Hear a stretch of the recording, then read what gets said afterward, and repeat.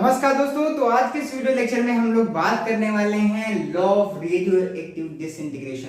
तो हम लोगों ने पिछले वीडियो लेक्चर में बात करी थी कि जो हमारे पास रेडियो एक्टिविटी है बेसिकली क्या है। तो ये एक फिनोमेना है, यानी कि जिसमें होता क्या है कि जो कोई भी एक हैवी एलिमेंट जिसका एटॉमिक वेट 206 से ज्यादा होता है वो बेसिकली क्या करता है, कुछ रेडिएशंस एमिट करता है, यानी कि उसके जो एटम्स हैं वो डिसइंटीग्रेट होते हैं टाइम के साथ में। तो जो स्पॉन्टेनियस डिक्रीमेंट कह सकते हैं या स्पॉन्टेनियस डिसइंटीग्रेशन ऑफ एटम, यही क्या कहलाता है, रेडियो एक्टिविटी। और जो एलिमेंट्स या सब्सटेंस ये इस प्रॉपर्टी को एग्जिबिट करते हैं उन्हें हम क्या कहते हैं, रेडियो एक्टिव एलिमेंट्स। तो हमने बात करी थी कि बैकरोल ने ये फिनोमेना सबसे पहले ऑब्जर्व किया, फिर मैरी क्यूरी, पेरी क्यूरी और फिर रदरफोर्ड ने इसको एक्सप्लेन किया था एक्सटेंडेड में। तो आज हम बात करने वाले हैं कि इसको हम कैसे डिफाइन करेंगे, इसको एक लॉ के फॉर्म में, एक मैथमेटिकल एनालिसिस के रूप में कैसे इसको हम एनालाइज करेंगे। तो वहां पर क्या किया कि रदरफोर्ड सोडी ने कुछ इसके बारे में और ज्यादा हमें कैटेगरी जो इंफॉर्मेशन थी वो प्रोवाइड कराई। इन्होंने क्या कहा कि बेसिकली ये क्या है, कैरेक्टरिस्टिक्स ऑफ द मटेरियल है। जैसा हम लोगों ने बात करी थी कि जो एमिशन होगा जो हमारे पास पार्टिकल्स का है वो क्या करता है कि एलिमेंट्स पे डिपेंड करेगा कि कैसा एलिमेंट है। 206 अब 207 से ज्यादा का जो होगा उसके लिए दूसरा एमिशन होगा, या जो उनकी एनर्जीज है उन पर डिपेंड करेगा। ठीक है, तो दूसरा पॉइंट भी यही कहता है कि डिपेंड अपॉन एनर्जी, या डिपेंड ऑन एनर्जी। तो मटेरियल के पास जितनी एनर्जी होगी उसी हिसाब से क्या होगा, उसका रेडिएशन होगा। तो उसी तरह से अल्फा बीटा गामा में हम इसको कैटेगराइज करेंगे। तो ये किस पे डिपेंड करेगा, disintegration, depend upon energy also. तीसरी चीज हम लोगों ने क्या बात की थी, कैन नॉट बी एक्सेलरेटेड। हमने कहा था कि इसको हम लोग क्या कर सकते हैं कि रोक नहीं सकते, या इसको हम ये नहीं कह सकते कि इसको हमें स्पीड अप करना है कि हम चाहते हैं कि 1 घंटे में 100 इंटीग्रेशन हो, यानी कि 100 जो एटम्स है वो डिक्रीमेंट हो जाएं, या हम चाहें कि ये जो एटम है ये 2 साल बाद डिसइंटीग्रेट हो। तो उस पर कोई रिस्ट्रिक्शन नहीं लगा सकते उस एलिमेंट पे, उस सब्सटेंस पे, ये उसकी प्रॉपर्टी है। तो it can not be accelerated, ना इसको इंक्रीज कर सकते इस इंटीग्रेशन डिसइंटीग्रेशन के प्रोसेस को, और ना ही इस डिसइंटीग्रेशन के प्रोसेस को हम लोग क्या कर सकते हैं, डीएक्सेलरेट कर सकते हैं। तीसरी चीज क्या होती है कि follow the law of probability. अब देखिए, लॉ ऑफ प्रोबेबिलिटी फॉलो करने का मतलब है कि हमें पता नहीं है कि कब कौन सा एलिमेंट क्या होगा, डिसइंटीग्रेट होगा।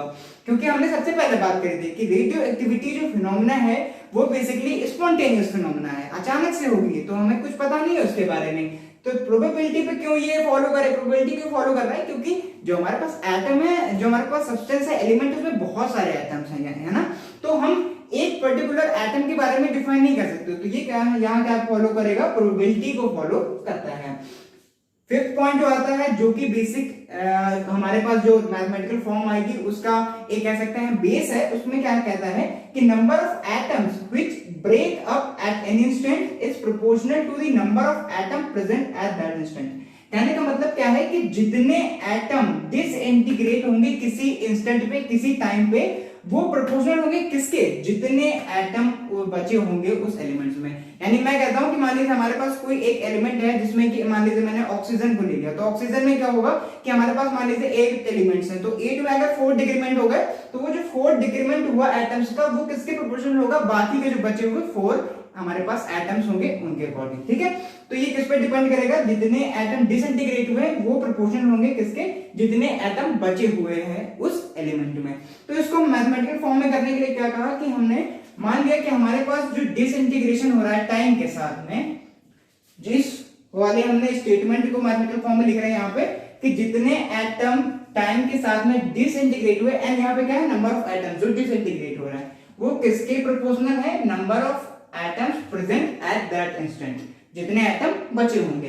अब यहाँ पे हम लगाएंगे नेगेटिव का साइन। अब नेगेटिव का साइन लगाने का मतलब क्या है, ये कुछ नहीं डिनोट कर रहा है, ये केवल और केवल ये स्पेसिफाई करेगा इक्वेशन में हमारी कि जो नंबर ऑफ एटम्स है वो क्या हो रहे हैं, डिक्रीज हो रहे हैं। क्योंकि पहले 10 एटम थे, फिर डिक्रीज हुआ, 8 बचे, 9 बचे, 7 बचे, 6 बचे। तो ये बेसिकली क्या है, डिक्रीमेंट होने से नंबर ऑफ एटम्स जो है उनकी जो नंबर है वो कम होता चला जाएगा। तो इसीलिए ये माइनस साइन केवल और केवल डिक्रीमेंट को दिखा रहा है। ठीक है, अब ये आपको पता है कि जब भी हम प्रोपोर्शनैलिटी हटाएंगे तो यहां पर एक प्रोपोर्शनैलिटी कांस्टेंट आएगा, और इस कांस्टेंट को हमने क्या कहा, लैम्डा। अब इस लैम्डा को हम लोग क्या कहते हैं, इसको हम लोग कहते हैं रेडियो एक्टिव कांस्टेंट। ठीक है, या इसको हम लोग क्या कहते हैं, डिके कांस्टेंट भी कहते हैं, इसको हम डिके कांस्टेंट भी कहते हैं। ठीक है, अब ये चीज आप देखो, अब यहां से हम लोग क्या कर सकते हैं, यहां से करना हमें ये है कि हमने n के फॉर्म को यहाँ पे बुला लिया, ये n, और माइनस लैम्डा को इधर ही रखा और dt को उधर भेज दिया। अब हम क्या करना चाहते हैं, पूरे एटम या पूरे एलिमेंट का हम क्या करना चाहते हैं, निकालना चाहते हैं डिसइंटीग्रेशन, मैथमेटिकल फॉर्म चाहिए हमें। तो उसके लिए हम क्या करते हैं, इंटीग्रेशन। इंटीग्रेशन का क्या मतलब है, कॉन्टिन्यूअस एडिशन। बेसिकली 1/x का इंटीग्रेशन क्या होता है, log of x, तो यहाँ पे आ जाएगा log of n, ठीक है। और माइनस लैम्डा कांस्टेंट है, और यहाँ पे dt का इंटीग्रेशन क्या होगा, t, और जब भी इंटीग्रेशन होगा तो वहां पर क्या इंट्रोड्यूस होगा, इंटीग्रेशन कांस्टेंट, ठीक है। तो इसको हमने मान लिया इक्वेशन नंबर 1। अब हम चलते हैं अपनी इनिशियल कंडीशन पे, यानी कि जब हमारे पास कोई डिसइंटीग्रेशन नहीं था, तो इनिशियल कंडीशन क्या होगी, t = 0, और नंबर ऑफ एटम्स जो होंगे उस टाइम पे कितने होंगे, n0। इनिशियल मान लीजिए कि एक एटम था जिसमें 10 एलिमेंट्स थे, एक एलिमेंट था जिसमें 10 एटम थे, तो यहाँ पे n0 क्या होगा, वो 10, और ये n उस टाइम पे 10 ही रहा होगा। अब यहाँ पे जो n है वो क्या होगा, बेसिकली कुछ कमी होगा इस n0 से, यानी कि जो हमारे पास 9 हो सकते हैं, 8, 7, 6, 5 कुछ भी हो सकता है, ठीक है। तो यह इनिशियल कंडीशन, इसको हम अप्लाई करें यहाँ पे, तो क्या मिलेगा क्वेश्चन नंबर 1 में, c, ये 0 हो जाएगा टर्म, ठीक है। क्या बचेगा, n की जगह पे n0 रख देंगे, ठीक है। तो log of e base of n0, इसको इक्वेशन नंबर 2 मान लें। अब इक्वेशन 2 की जो वैल्यू है उठा के हम कहां सब्स्टिट्यूट कर दें, इक्वेशन नंबर 1 में क्या मिलेगा हमें, log of n is equals to minus lambda of t plus of log e base n0, ठीक है। अब हम आगे करेंगे, इसको हम हटा देते हैं यहां से, ठीक है।